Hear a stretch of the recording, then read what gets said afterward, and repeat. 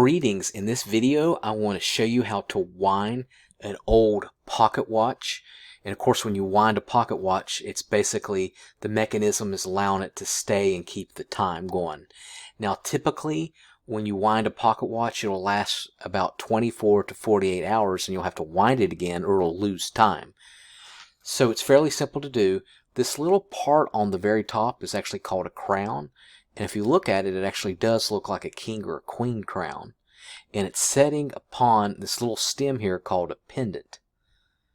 Alright, now you'll also use this to change the time.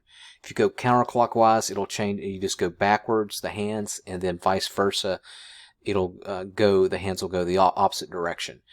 And you would do that by lifting up on the crown. But we're not going to lift up on it. Only thing we're going to do to wind it is go in a clockwise motion as you're facing the glass or the clock or the time.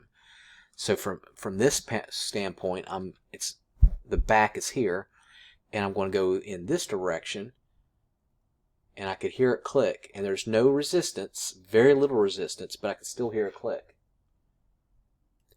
Okay, again, we're going in a clockwise motion like this. Now once you get some resistance, do not keep winding it or you'll break the mechanism.